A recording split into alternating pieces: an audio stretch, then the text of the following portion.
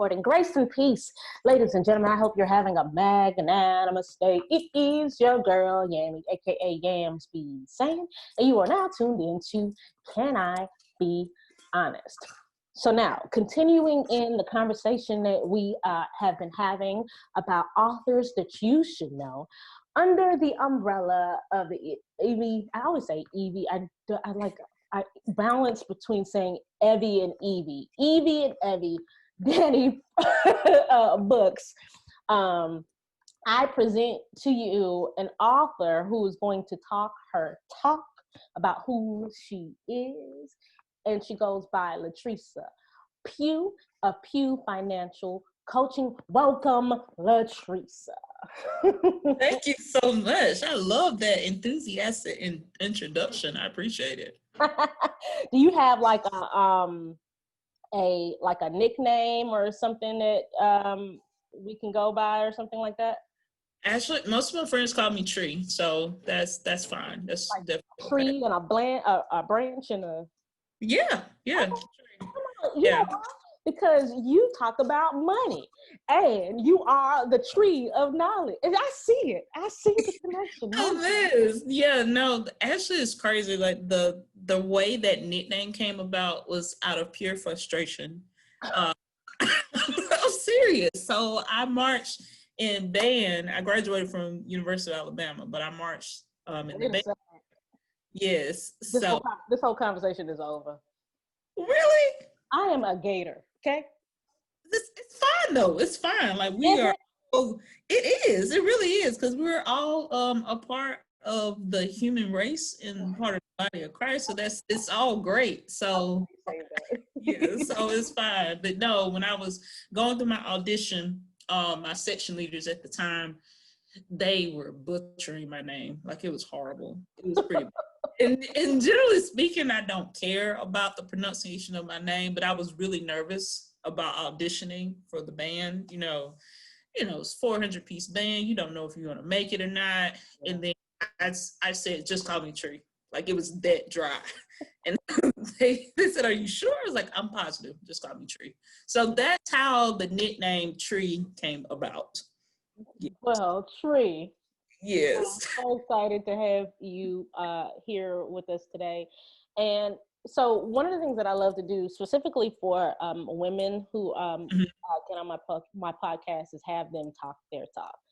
Okay. I know that for me, I don't always kind of, godly boast about who I am, just because I have this, what Joe Osteen used to call fake humility.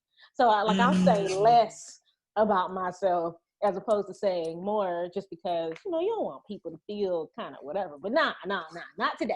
Okay, Can I be honest? I need you to talk your talk. Tell the Tree about you, your education, family, achievements, your platform. Just talk about who you are today. Okay. Well, like I said, I graduated from the University of Alabama, Tuscaloosa, Alabama, home of the Crimson Tide, Roll Tide. Yes, we're going to lay it on thick today. It's okay. It's fine. Yeah. So I am one of four girls, my parents, and they're everything to me. So no kids, but I have amazing nieces and nephews that I love dearly. So they're really important in my life. This is really strange talking about myself. You're right. Okay, we're gonna do this. Fun fact. I've been playing trombone since I was 10. So that's kind of fun. Other fun fact, I really like the Egyptian culture. So like anytime I see something on like the History Channel,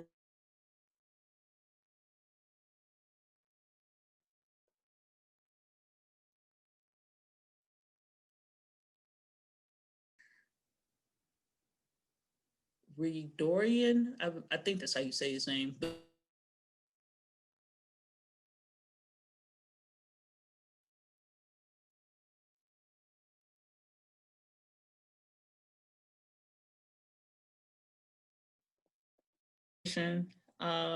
Yeah, because anytime anything cuts off, that's always my thought process. No, I completely agree. I was just kind of like, wait, what happened? Okay, so we had a little bit of a technical difficulty, probably for me being in Wanda. Ain't no telling, because everybody's on the internet at my house right now. So school, we have online learning, we have work going on, we have building brands going on. So right.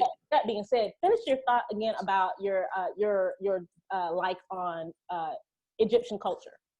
Oh, okay, gotcha. So I really just enjoy it.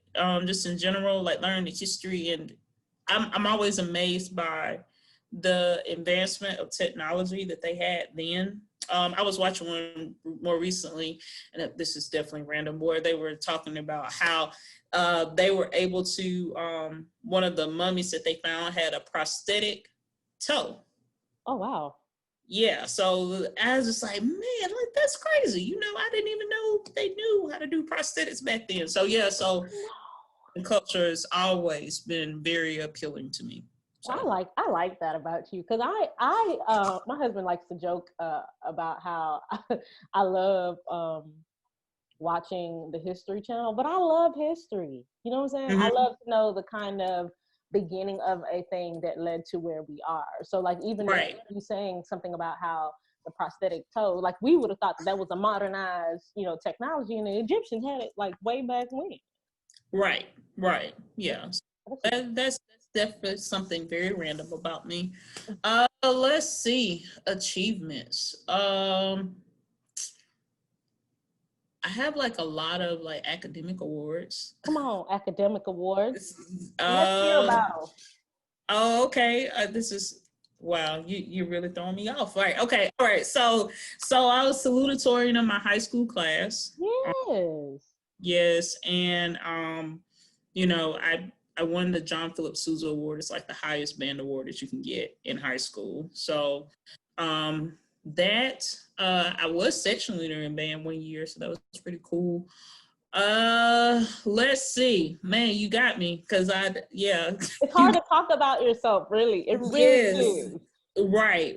But no, I've been recognized like for service. I did before I got into coaching on, as a business, I did a lot of volunteer work. And so I was recognized for like a service award by the college that I was helping. And I was able to go to Haiti twice. In 2015, we went in May and December of that year and helped with business skills. So that was life-changing. So, did you know that I'm Haitian?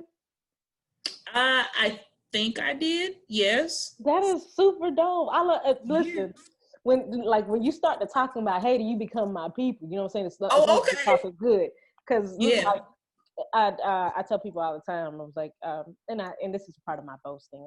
I tell people all the time that if it weren't for Haiti, specifically with Black people, y'all wouldn't have as much as y'all have. So like when I hear people talking about giving back to the culture. Yes. I just put you on my Christmas list. Hello. All right. No, it was great. I was in Galet Chabon, like so it was really fun. It was really fun. So and I bet you got to see like a different perspective of Haiti than what's always been presented.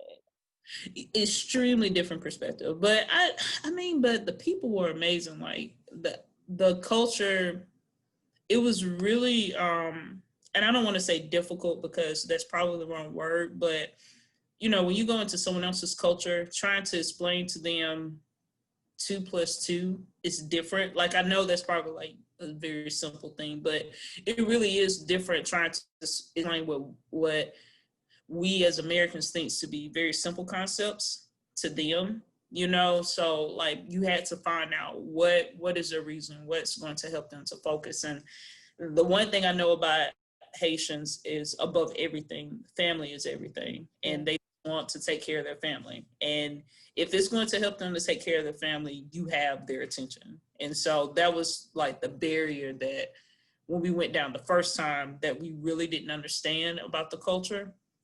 But once we understood that, then we were able to communicate. So it was really fun, really fun. That's actually a great segue into kind of discussing you as Okay. a coach. So I maybe talk about what you were doing before you transitioned into like a full-time coaching, atmosphere, and then Mm-hmm. what led you into transitioning to a financial coach. Okay. So I'm gonna go back a little bit. It was not something that happened overnight. It was incremental, life-changing events that happened. So the first life-changing event was, I didn't know how to balance my checkbook, and I was horrible at it. And I had like $500 in overdraft fees, like my sophomore year or freshman or sophomore year of college, and realizing that, and then kind of growing into understanding how to balance my checkbook. And then the next life-changing event was I was sitting in class and we were talking about time value of money. And then I got upset, like, why is this my first time hearing about this? Or really my first time paying attention, because I might have heard it before. I'm not going to, Time, value, and money. time value of money, the value of $1 today versus tomorrow. So that was really my first time hearing that. And, I remember getting extremely upset in class and making a decision that day that, I'm going to help people one day. But at the time I was an engineering major. Oh, wow. So I changed majors to accounting shortly after that. And then I said, my first degree was going to be in accounting, and then, which pays for the rent. And then, when I get my master's, that's when I go after my passion. And so I got my master's in financial planning. And in the midst of that, life happened, young adult making crazy decisions. And I decided, like, man, I really need to get back to God, because I was not doing what I was supposed to be doing. And, I decided when I got my first full-time job that I was going to tithe. And so that was really the trajectory of what, like, kind of domino effect everything. It was a snowball effect. So I started doing that, and then just started serving in different capacities, volunteering where I could to teach people about financial literacy. My actual, I guess, internship experience for my master's was actually being a facilitator for Dave Ramsey's program. So that's what I did. And, and so then I started teaching a course at UA, a financial planning course. So I taught that for like 4 semesters, and still volunteering in the community and everything. I don't know if I mentioned it, but I did about 1,200 hours of volunteering over the course, from 2013 to 2017. So over the course of 4 years. So, so it was really important to me. And then I decided that I was done teaching. Not that I didn't want to teach anymore, but, it was time to get back in the community. And so didn't know how that was going to happen, but I stumbled upon an article with one of my who is now one of my fellow friends or fellow coaches, Gary Philbone. He's out of New York. Well, he's traveling across the states now, but he's from New York, or lives in New York. And, I reached out to him, and he connected me to other coaches, and that's how everything started, and officially started the business in 2018. Oh, wow. Yeah, So it's been a journey. No, and that's an amazing journey. You mentioned it, but talk to the audience about what did you call it when you said you got angry in class? Time value of money. Yeah, explain that concept. Okay, all right. So, time value of money, like I said, the definition is the value of $1 today versus tomorrow. So, if you keep $1 in your mattress, for lack of a better phrase, if you keep it in your mattress, 5 years from now, 10 years from now, what you could get with that dollar in 2020, you probably won't even be able to get a third of that 10 years from now, right? because you kept it in your mattress. So the only way to really gain interest is to make the money work. So that's why it's so important, to have your money in a secured bank facility. But yeah, so that is what it means. And also understanding that the decisions that you make today impact tomorrow. So if you get credit now and you don't pay it off in a reasonable time, that means that you're going to lose more money in the future. So just understanding that concept of savings, the impact of interest, the impact of starting now versus waiting to a later time. Just knowing that conceptually in a numerical fashion, because I think a lot of times you have to show people what it means, because like I can say the time, like you said, you asked me to explain it, but, really putting it into perspective, you can look at it in a very simple way. I remember when you could go to a drink machine and get a drink for 60 cents. Try doing that now and see what happens. So the value of the dollar has definitely changed over the years. And so if you aren't smart about it, then you basically put yourself at risk, you put your family at risk, and if eventually you end up putting the next generation at risk because you don't take care of today. So would you say that the value of a dollar is based off of the overall value of money in other areas? Because I remember maybe, and this is just a very small tidbit of what I know, but like when they changed the European countries kind of got together and made the euro, that significantly had an impact on the value of a dollar, if I remember correctly. So is it safe to say that that's kind of the correlation? The dollar's weight is based off of kind of the bigger countries, or I don't know how to Correct. Yeah, it's based off of a lot of different things. So, you can see it. I mean, I know we see it like in the stock market, where a stock is worth $2 right now, but at the end of the day, it might be worth $4 based off of. So it's so many factors that can impact the value of the dollar. So that's why it's so important to do what's necessary to make sure that your family is okay. So how would you say, and we'll get into we'll get into kind of your book and just what influenced you to write it and things like that. But how would you say, like if I'm the everyday, Joe, and I'm trying to learn about financial resources, most people will say, well, go to Google, check out YouTube and stuff like that. But to me, it feels so big and weighted to even kind of be like, okay, I want to learn about finances, let me go this way. So how would you suggest like that someone, in any kind of age group, young or old, who's looking to do better financially, go about doing that? Well, honestly, the first thing that you have to do, and it's going to sound crazy because most people think that they'll say, oh, you need to, cut your bills and everything. My actual first thought about money is that you need to find out what your definition is of wealth. Because until you understand why you or what you value and why you value it, you have no motive to decide whether or not you want to change or not. So so with my clients, we will go over the spending plan. Like we'll do that because I need you to do some work because we're not going to be lazy, But the next session that I have with them, we talk about their wealth definition. And I'm talking about, I want you to cry when you think about it, of what life impact this is going to make because you gain control of your finances. And then once you know that thing, that's your focus. So that's really the beginning part for me. And then after that, then now is understanding like your habits.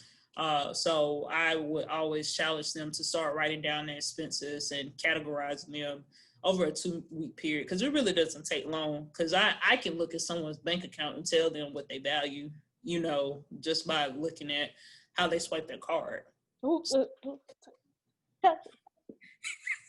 You leaning forward, I see. Because I'm thinking about it with regards to me, and I believe the answer for me would be food. Yeah.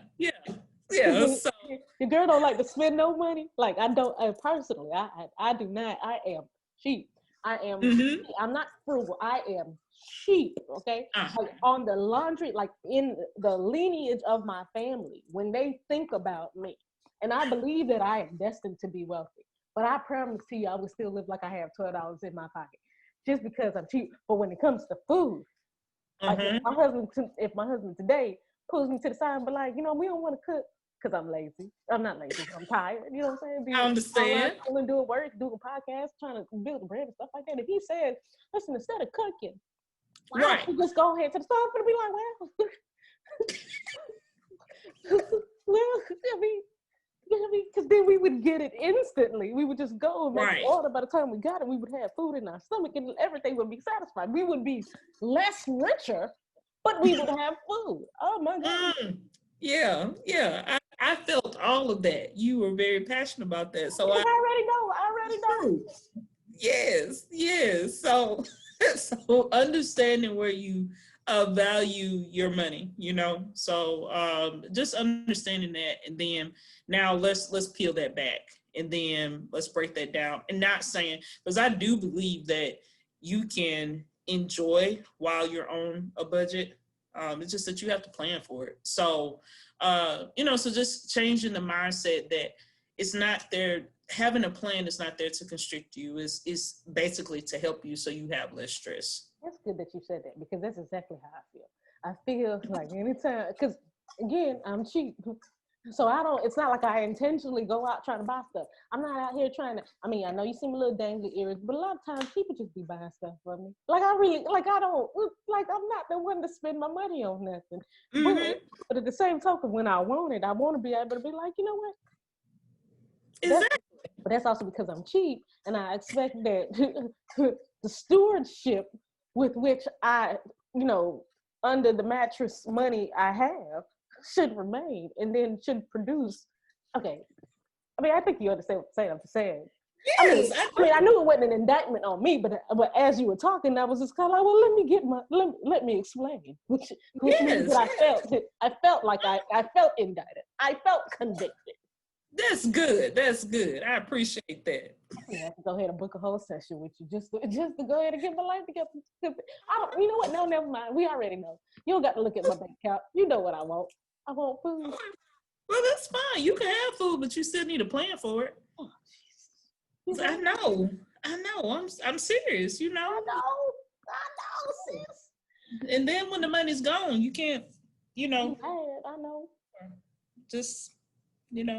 I'm not, granted, like my husband used to say before he met me, he used to say, boy, like back in the day, when I, my money was funny and all that stuff, you know what I'm saying? If I got a $300, check, that $300 lasted me the whole weekend and I was done. I was like, I'm not that bad. I'm not even close. If I had a $300 check, I would have that I would have at least 250 of it next month. That's just me. But it's cool. Yeah. So, but that's what's interesting is like I've had to work with people who don't have money and trying to figure out like how can we make it.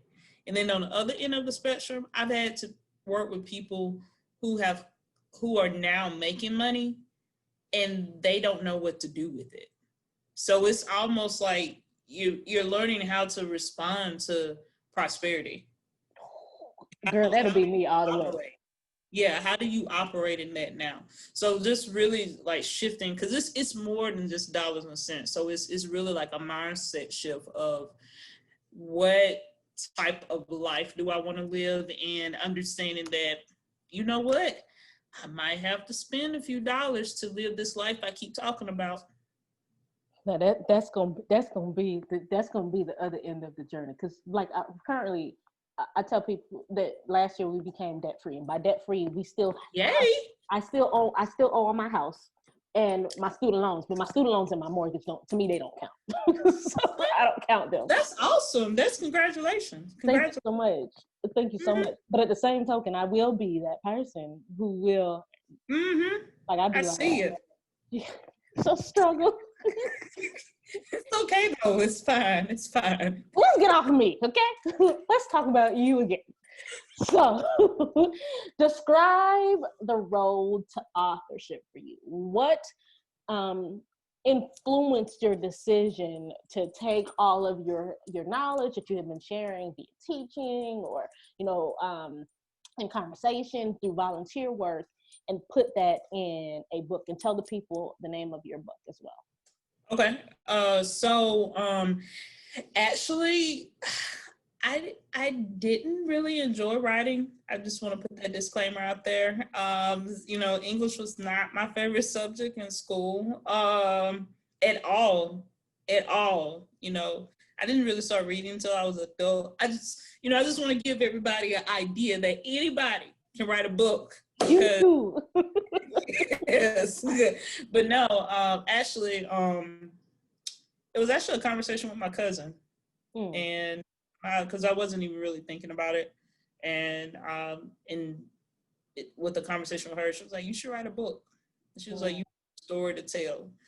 And I was like, you really think so? She was like, yes. So, and she's like, it's going to help you with, your healing and your breakthrough. And I was like, okay. So I trusted my cousin enough to try because it was not my idea.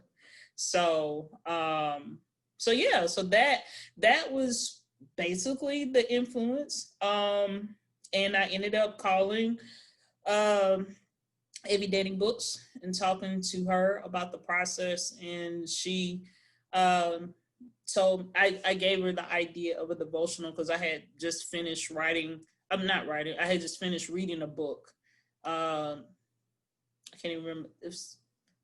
Can't think of the name of the book, but I had just finished reading a book and I liked the style of it. And I was like, well, I like this style, so maybe a financial devotional, because there's really not financial devotionals that are out. And she said, well, just try writing 5 days.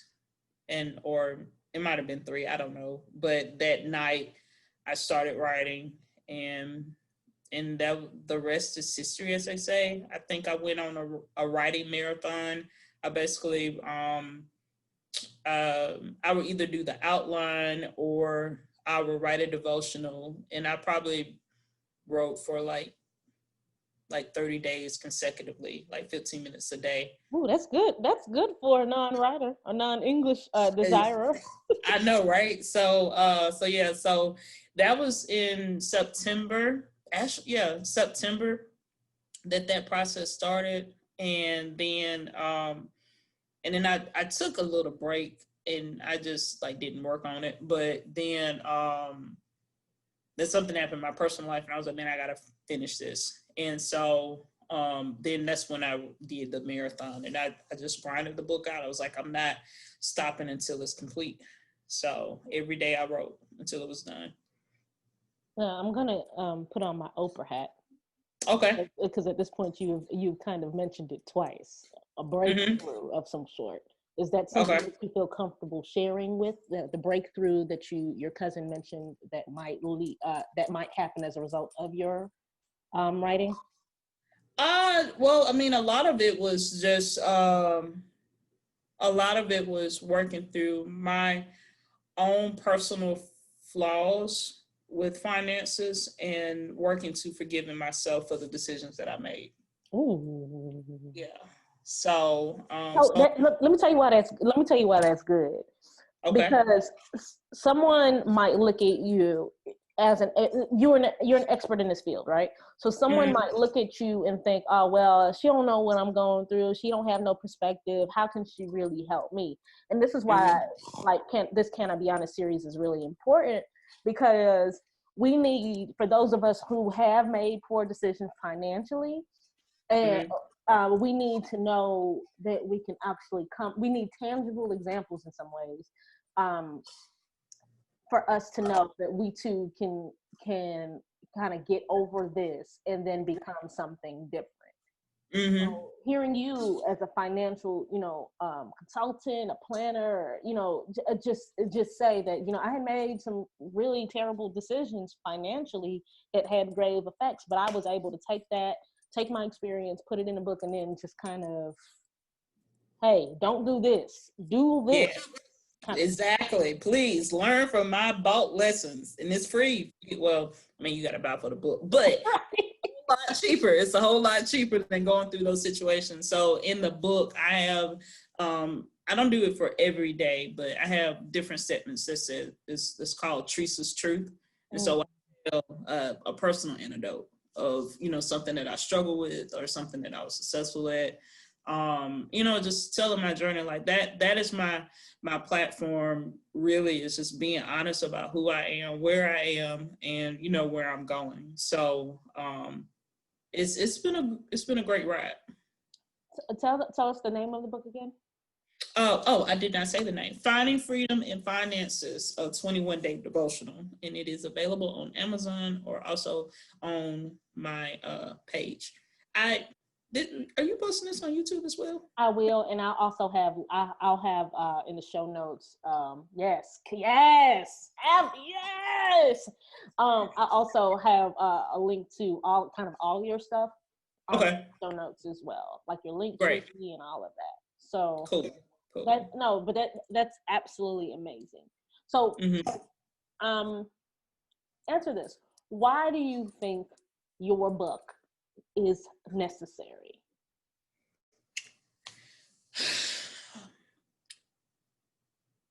In two ways, I see that it's necessary, right?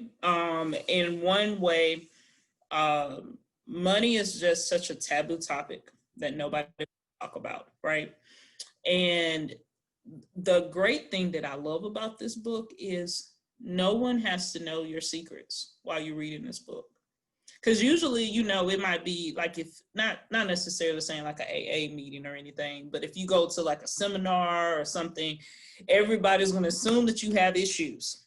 And, but you can order this book. You can read it before you go to bed. You can order it on Kindle, and nobody has no idea what you're working on. So in that way, it allows you to go to your secret place and yourself without judgment from anyone else. So that's that part, right? The second part is the other reason why I wrote the book is because I do believe that we tend to keep God in a lot of areas of our lives, but we will exclude him out of our finances. That's good.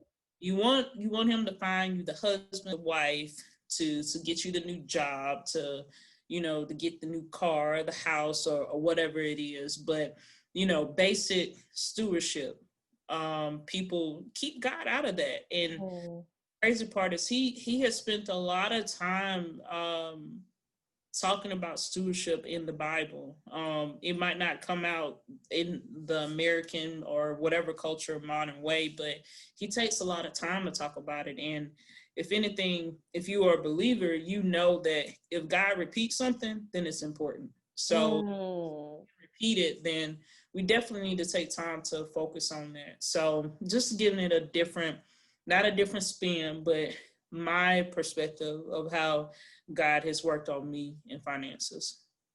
I was actually going to say that you can tell that there's a spiritual kind of connotation surrounding the concept of the book, like God and finances are one and the same. And it's interesting that you put it like that, because some people would say, in misquoting the Bible, that money is the root of all evil, which is false. The Bible says the love of money is the root of evil, and by love, and I've actually never looked at the breaking down of which love he's talking about, meaning agape, filio, or eros. I'm assuming he's not talking about eros, but it's just some people get turned on by money. Well, that is a good That is a good perspective. Yeah. Oh my God! I didn't even think about that. But you're right. But it's essentially, it's the making it your deity that causes Right. the problem between, or the disconnect between you and God, when it comes to financial. And not to say that, you know, like God isn't, like everybody's gonna be rich, you know, here on Right. earth. Not necessarily that, but we still need to be good stewards of the things that He does give us, financially and otherwise. Right. Right. I Most love definitely. Yeah, and so, and the great thing about finances, I tell my audience and I tell my clients is that when you work on your finances, what's going to end up happening is that you will find peace in other areas. that. Because if you and your spouse are fighting all the time about finances, when you get on the same page, what would you argue about now? So this this relieves the tension in your household. You know, if you understand your finances and now you're paying your bills on time, like what stress are you going to have on payday? Because now your power is on, your water is on, the cable is on, your cell phone bill is paid. So that stress is taken away. So, you know, understanding your finances, it has just major benefits that can really help your life. Like, I mean, I just can't explain like the peace that I can't describe the peace for any individual. I can only describe it for myself, but it to know that I don't have to be concerned about whether or not my lights are on or not. Like, that's not even a thought process. When I come home and my lights don't come on, my first thought is, let me go flip the breaker. It's not, did I pay the bill? You know, so you know, like, it just changes how you see things. So yeah, so just, it's important to take time to work on it. I love that. Ooh, Tree, it's been a pleasure talking to you, girl. For real, Yes, for real. ma'am. Let me ask you this. Are you working on any other projects? Well, not any books right now. Every Danny book seems to think differently. We are praying about that. But I do have a budget master class that's available, so it's a self-study.